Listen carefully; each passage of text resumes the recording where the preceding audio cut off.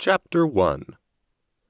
Araminta Moorecliff couldn't have imagined that someone at the family table would be having their last meal when she came out of her room dressed in her finest, bright orange and red flowered polyester pantsuit for dinner. "Auntie, it's time for dinner. Do you require assistance?"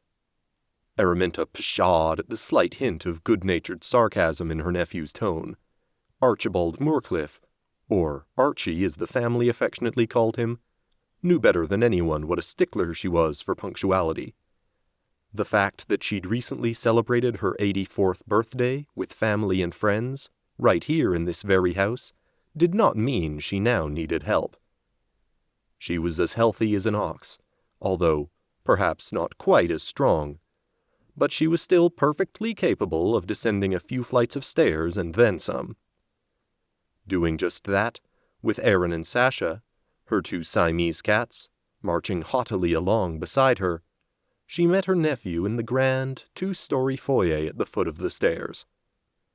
He looked especially debonair tonight, in his crisp, charcoal-gray suit. Though Archie had attained a shock of silvery hair at each of his temples sometime during the past decade, to Araminta he looked very much like his late father, which meant he was still quite striking. Probably the reason his much younger second wife, Daisy, had become so enamored of him, Araminta thought.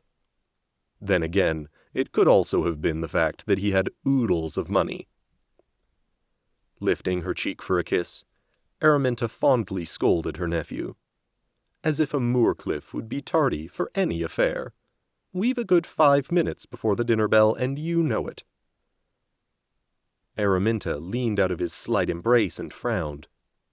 Something was amiss in the foyer. Now what was it? Araminta was a keen observer, and prided herself on that. She knew precisely when things were off, and something was definitely off here.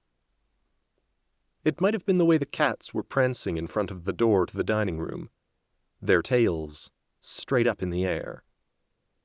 The other times they'd done that had foretold a disturbing event. But no, that couldn't be it.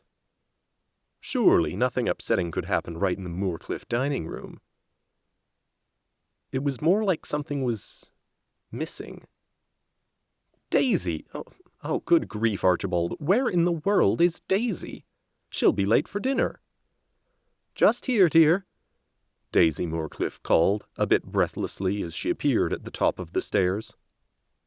Both Araminta and her nephew turned to watch as she made her way down to join them. Tonight, Daisy had dressed in a lovely white silk wrap dress, a perfect complement to her ebony hair, which reminded Araminta of those flapper dresses girls wore back in the 20s. Daisy had even brought a matching silk purse down with her. It was adorned with tiny black beads and soft down feathers, dyed black near the clasp, which was clearly made of silver. Though, why Daisy frequently brought a purse when they were staying in the house for dinner was beyond Araminta.